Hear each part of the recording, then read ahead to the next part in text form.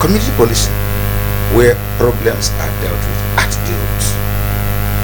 And we have State Security Council, where every facet of the economy, of the polity, come together to sit and decide on how best to deal with some problems that face the economy, and resolving communal conflicts so that they won't get to a point of crisis by just mere conflicts.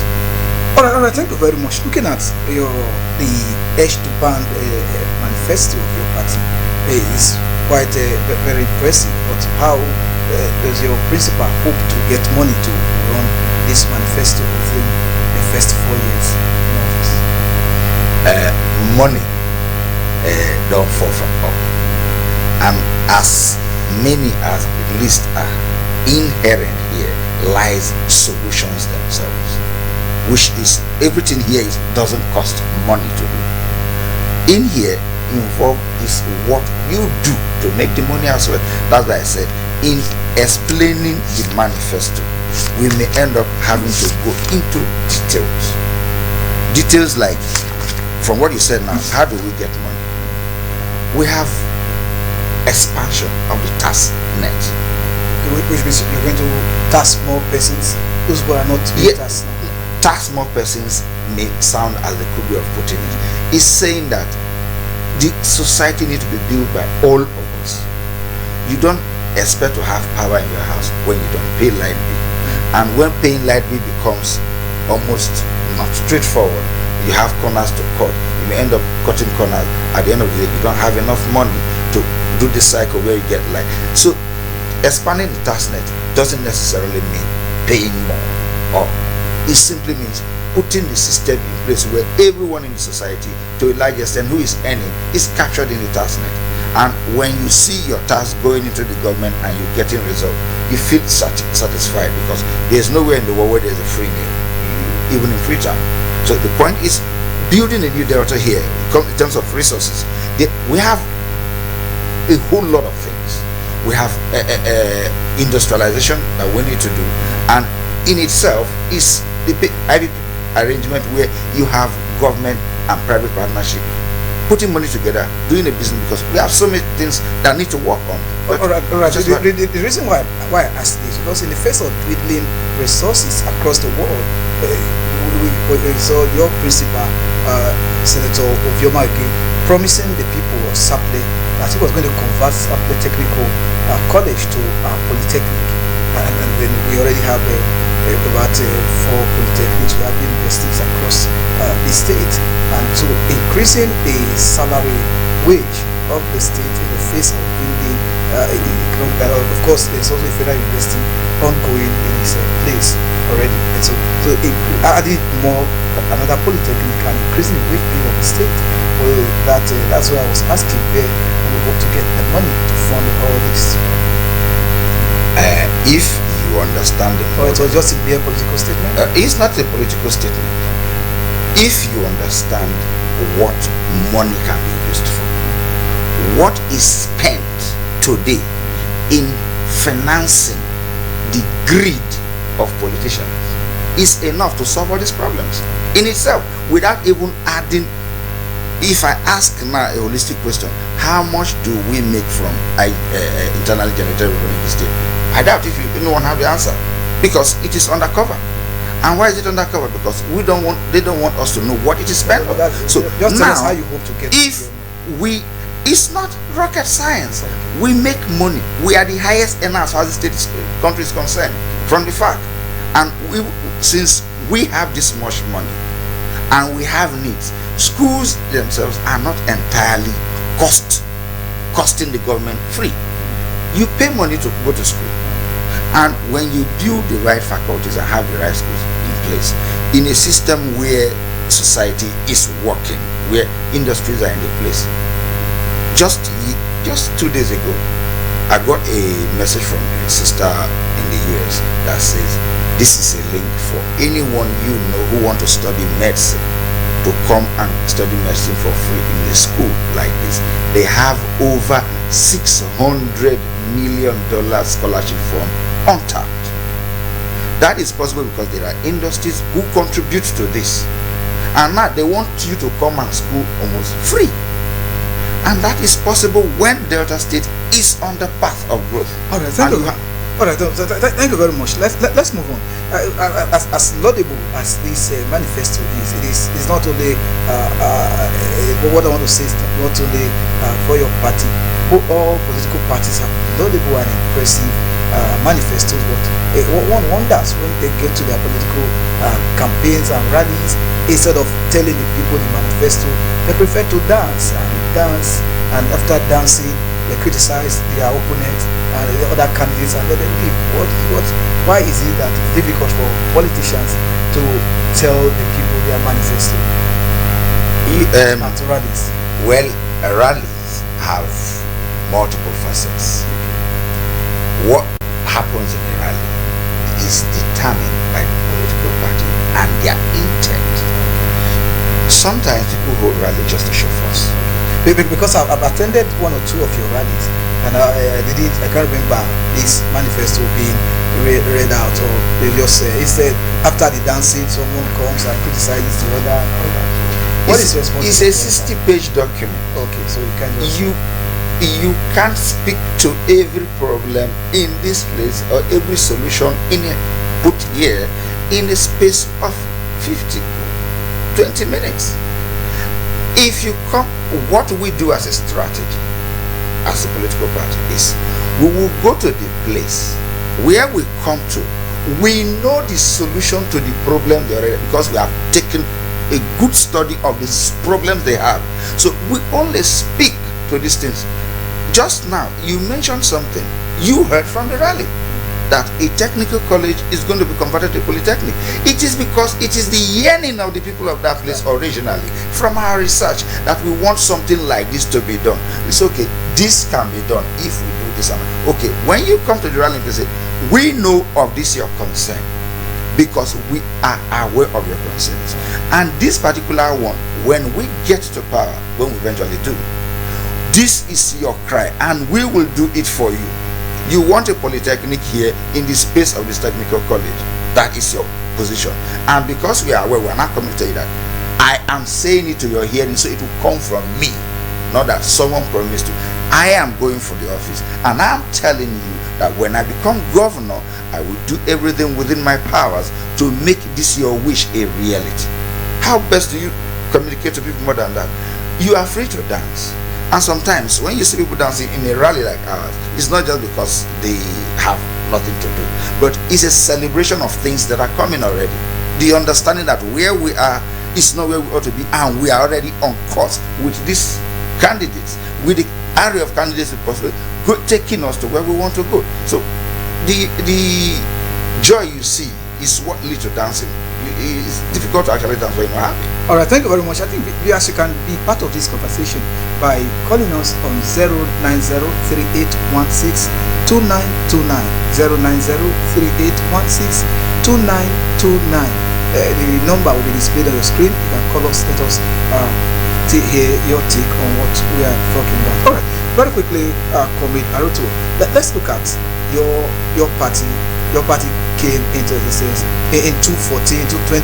Your party came and with a lot of promises, because at the national level it was the PDP that was in power. So your party came with a lot of promises, campaign promises and all that, and so the people believed and voted for your party. In 2015 your party came into power. 7 years and half gone down the drain. Your party at the national level have not been able to fulfill 80% of the campaign promises. Why should we now believe you at the state level that your party is going to fulfill the edge to pan manifesto of your governorship candidate? First, I will ask where the data came from that the All Progressive Congress failed to fulfill 80%. Okay. Let me give you some of the promises now. For instance, people made a promise concerning the naira to dollar exchange rate.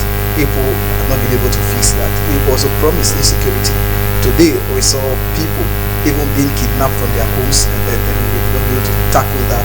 We saw we're going to deal with poverty, prosperity for all Nigerians. And today, we are seeing Nigeria as rated as the capital or headquarters of poverty in the world, and a lot of them it goes on and on like that. So we've not been able to fulfill these ones that is common. Even the power sector, we saw it.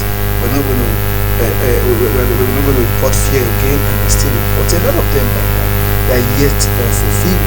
So, or you think otherwise? Or you think otherwise? It's funny. Why I'm a bit chuckling is this: you keep reeling out statistics that I know otherwise. Okay. You said here now again that Nigeria is the poverty capital of the world. Says who? When was that? Where is that data from? Speculations. So let me take it in pieces. If you're talking about energy, that's power. We promised improved power, 24 hours of life within a sizable space of time. But so do we have it now? Let me explain to you. I started by telling a manifesto is a statement of intent. What you know when you sit here is not what you will know when you are on the dock. I'm just starting with power. The expectation is we fail to have power and we will do what we must do to get power. When we get into office, we realize that the government that was there before we came have mortgaged the future of energy. You have entered into an agreement that if I come out of the agreement, it will cost me more than I can pay. Now my hands are tied. I can't do what I plan to do. And you that entered into this agreement that put us in this quagmire is telling me that make power available. I want to meter everyone so everyone can have a meter and you pay as you use. But you have given meter to someone that has the exclusive right to do, and the exclusive right can be given out and the person can provide the meters. And if I want to change this exclusive right, it will be at a cost too steep for me to bear.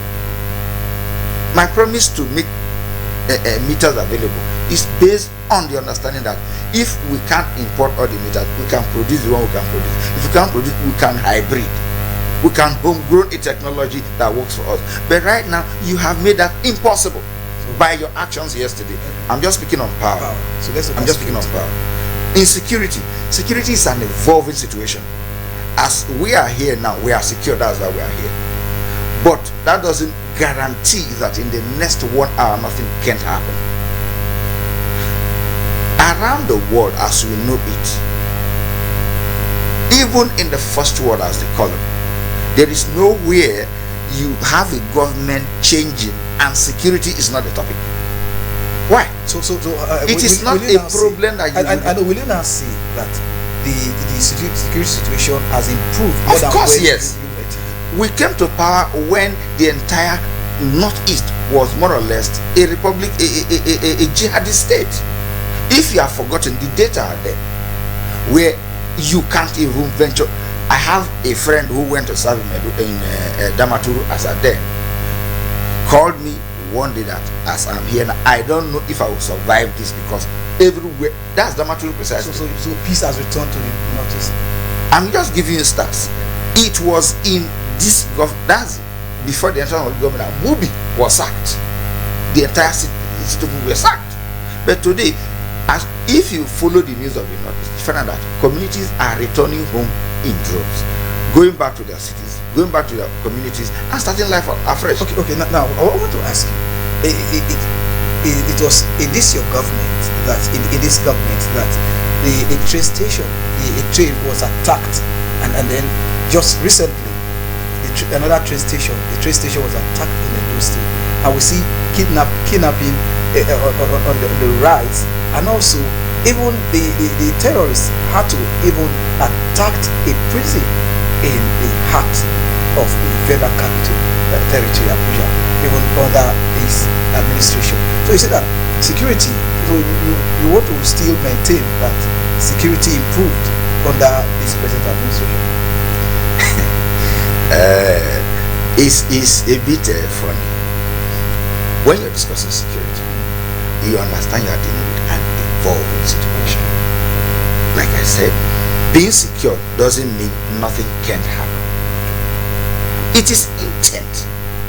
As we are alive now, if I have the intent of being stupid, I can do something stupid. No, what and I'm you saying get is hurt. as it And improves that more you than get you met hurt, it, just so I'm coming. That you get hurt doesn't mean this place is no longer No, secure. what I'm saying that as it improves more than you Of met it. course, it has Okay, improved. so let's leave it at Evidently that. so. Let's leave it at that, because some of the campaign programs I was talking about, if you look at the exchange rate, it's still you people met it lower than Yes, it is today. a dollar was about 200 or thereabout. I take responsibility here. The goal, the desire is to have it at a lower rate, but the indices are not entirely ours to make. Under this circumstance, if I have to take you down memory lane a little, we came to power in 2015 and met a depleted reserve and met CBN that was empty of dollars, and these situations create scarcity that is never known, wasn't created by us, wasn't created by God, but it is the effect we made. And certain things don't just happen this day and it hits. So before we could take balance and balance this, it took us a lot of time. And dollar, I'm not done. Where we're going to is high. We are going somewhere. And like in a boxing match, if you want to deliver a very strong blow, you don't just move from a position and punch. You take a back step and take momentum. Yes, right now the exchange rate take a dip, a long dip, but it is to come out stronger, and the steps to do that or towards that are already in motion, and we are working on it. And I can assure you, all factors being constant, based on what is done today already, as at December this year, the dollar will never exchange anywhere around 300. It will be below that. All right, thank you very much. I think let me just come back to the question again that brought us this, that took us away. Let's look at why should Deltans trust your party with power this time? There is a document here that is black and white. So it's not a statement of I thought he said, or I was assuming this is what he meant. It's put on paper, and like I said, it's a statement of intent. And as a party that have run the federal government, if this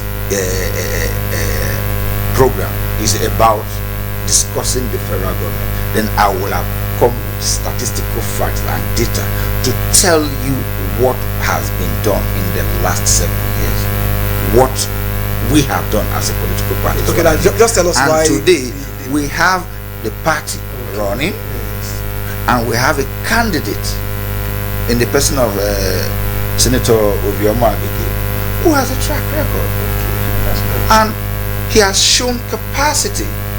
It is not something I don't need to introduce him to Deltans across the state. If the entire country know who he is and what he is capable of doing and what he has done as a senator, because the Bible says he who is faithful in little, he is faithful in more. Who can use this what he had to the extent he did can do more if he becomes a governor. Can you tell us some of those things he did as a senator? As a senator, he has delivered on the core job of lawmaking. He is the one behind the Electoral Act as we know it today, because his core mandate is lawmaking, and that is just one of many laws that he has stood behind. And after being a senator, he was elected a deputy senate president, and he has been fantastic. We are proud to have him as our son, who represents us and has given us reason to be proud Deltans. That see that man there, he's a Delta, he's one of us, and we're proud of him, and he's delivered. So I mean, everywhere is replete with his achievements across his senatorial district and even across. So there is no gainsaying that who is he. It's not a question any Delta will have to say who be Omagi. They don't know the person no mean, because everyone who is 18, who is in any way political, even those who are not, know who DSP is. All right, all right. Go. You've started your word-to-word campaigns. You've gone around some local government areas. How is the turnout like? How's the response of Deltas? Oh, the love is massive. The love is it's unprecedented. It's unprecedented. When you were asking the questions about rallies and what he said and what I said, there are times you, as one of my boss would put it, say, you don't preach to the choir. The choir is part of the preaching team. So when you see the love, the passion of those who are working with you, who are working for you, who has already keyed into your agenda, what is left to say is thank you, God bless you, you know what we're going to do next. Anyway, but just as an aside, this promise is to you that I will do this one that is dear to you. I will do that dear to you. Let's go home, get ready, and vote this government into power so that we can hit the ground running. I mean, it's not expected to this extent. The love is massive. It's not something. I'm short of words. All right, with what you've seen so far, how confident are you that the APC is going to clinch the governorship election in Delta? We're just waiting for time. As at today, the statistics are clear. Could you please just give us some of the statistics, the permutation, the local government you hope to win and all that? The local government I hope to win. For some reasons, I want to leave that because we're not done with our work calculations.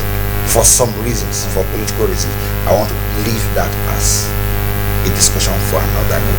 But as of today, I can tell you authoritatively, I don't have the power of time and life, but within the space as God keeps us, by May 29, he will be sworn in because he must have been declared already in March.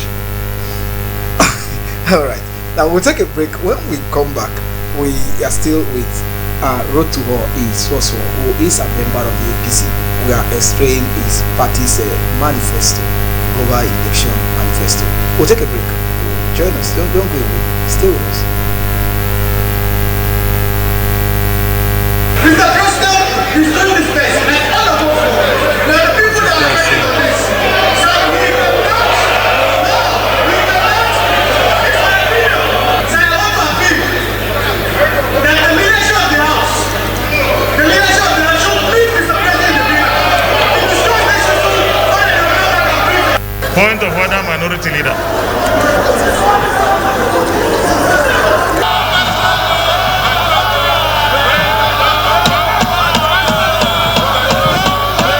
Distinguished senators, members of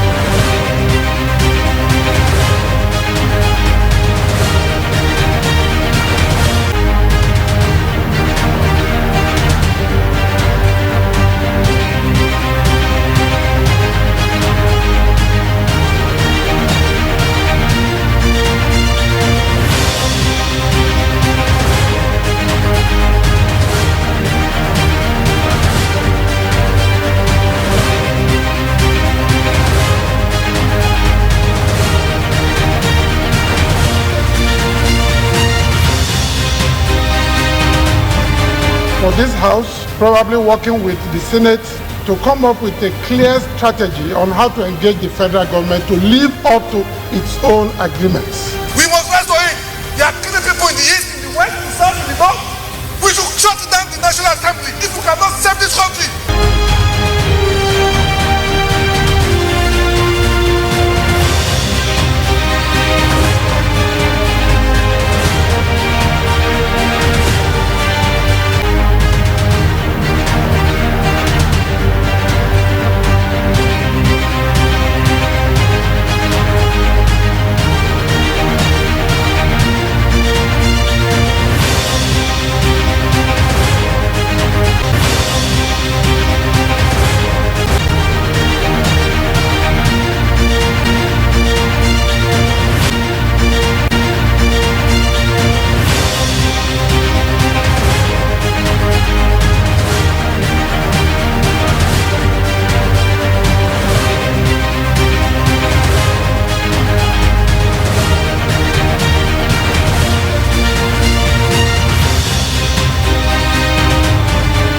this House, probably working with the Senate, to come up with a clear strategy on how to engage the federal.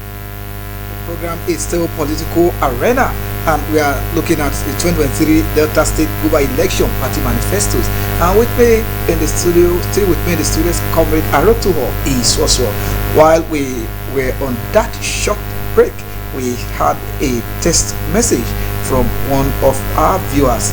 His name is Ahmed Benga. Ahmed Benga, he said the major problem of the country is our leaders and elders, especially he said President Muhammadu Buhari is not the problem. He said it's not the problem, that he believes that Ovi Omarege will deliver the best in Delta State. That's coming from Ahmed L. Benga. He just said so. Viewers, you can be part of this conversation by calling us on 090-3816-2929. 090-3816-2929. All right, very quickly, a lot of people, they have some persons, not a lot, some persons have accused your principal Senator Oviomagi of being locating most of his constituency projects in his hometown, Orugu, in Ugele North Local Government area. How true is this, sir? That's entirely untrue. For the avoidance of doubt, if you go around the entire senatorial district, there is hardly a community. Hello? Okay, go ahead. There is hardly a community that doesn't have one project or program from the office of the senator. Hardly. And some persons misunderstand the place of location sometimes in a project, because when you have a blueprint for an all-encompassing program, if you want to build an airport, for example, it is going to be located somewhere, and the factors may not necessarily be because that is your place alone or because it is your place, but due to other considerations. So you locate a stadium not because it is your backyard, but because it has to be assessed, and there may be intent. You can put a school outside the city space because there is an intention to create a school somewhere where the place will become a new hub. I schooled in Uniben. The community that hosted the university is different from the community I lived in. So if you take it in that regard, the community that hosted the university took everything, but the community I lived in, we lived in massively, was not the one that has the institution.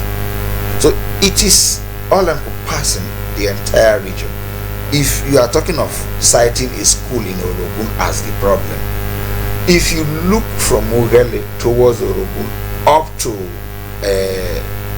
the road to Abrakade, there are communities in that place that have near nothing until a school was cited in Orogu. And citing a federal school in Orogu will lead to a time tomorrow that a road will be linked to that Orogun, and that road will not fly from Moon to Orogu. It will pass through these communities, and that's development. If you check now, I think I have data of schools being built, story building in and scattered around the Orogu nation, or in the secondary school and maybe in the primary, I don't know, a jetty somewhere in Okwagbe. I'm not from Central per se, but I can tell these things because I know they exist. There are, communities in their tens, let me not say thousands or hundreds, that don't have power because they don't have transformer. And power is very, very key to our existence and development. And he went very far to see that almost every nook and cranny has this valuable asset that can guarantee them self-economic power to be able to grow their economy. All these things are widespread. Thank you very much for clearing the air.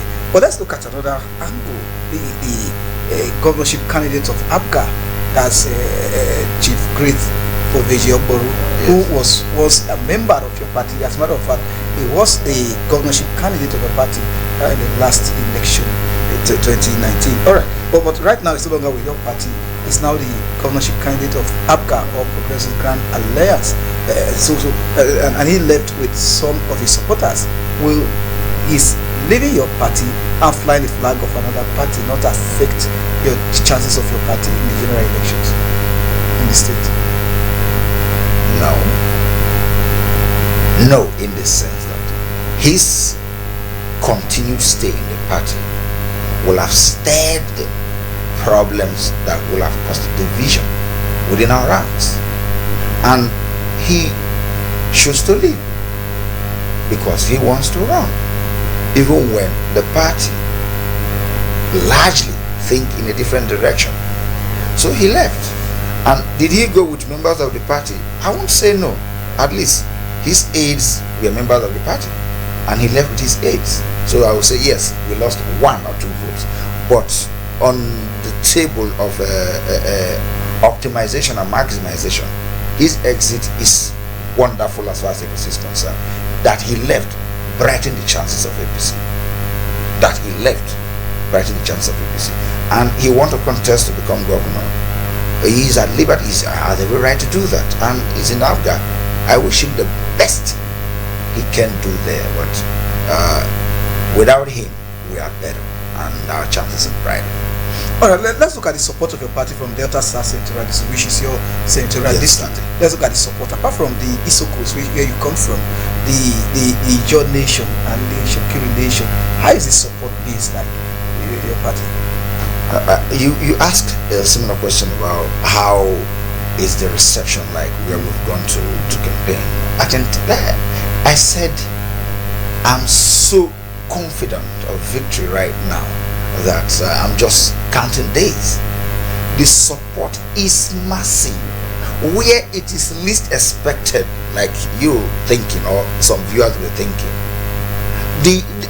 The brand Oviomo Agege needs no introduction in this state as we speak. Where you expect to go and meet the people to tell them Agege is here and this is what we want to do.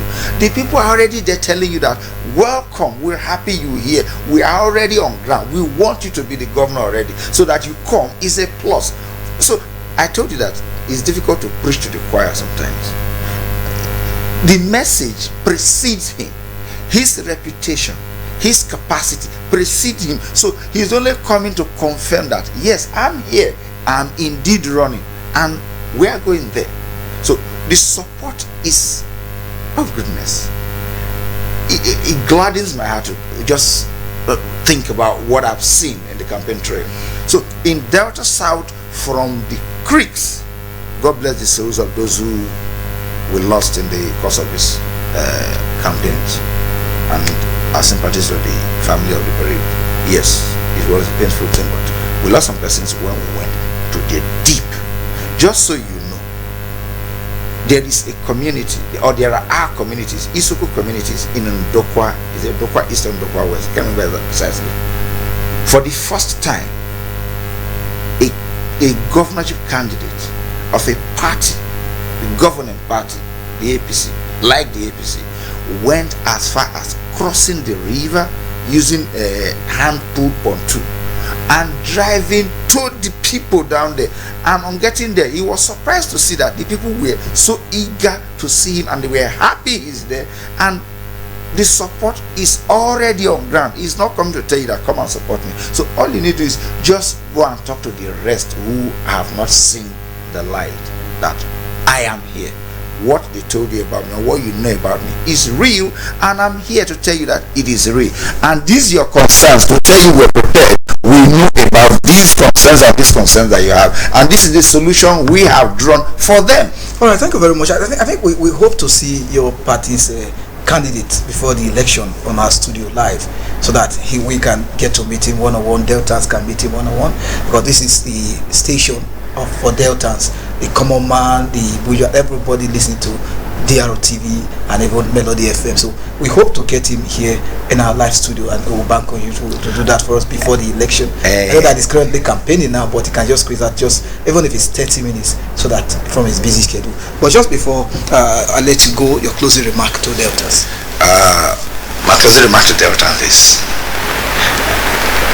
Deltans, the Oviomagigi campaign appreciate your support and the confidence you have reposed in his ability to take us from this present state to where we ought to be is appreciated. And don't rest on your oars. Continue to do what you've done before. Let's get to the house.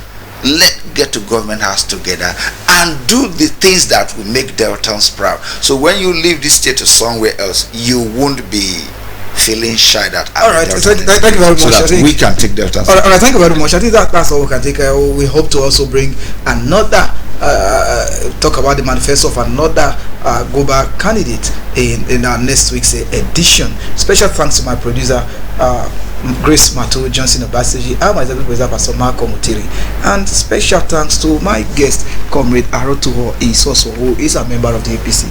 Thank you very much. See you same time on Monday for another edition of Political Arena. It's goodbye for me. I am John Glover. Thank you very much, sir.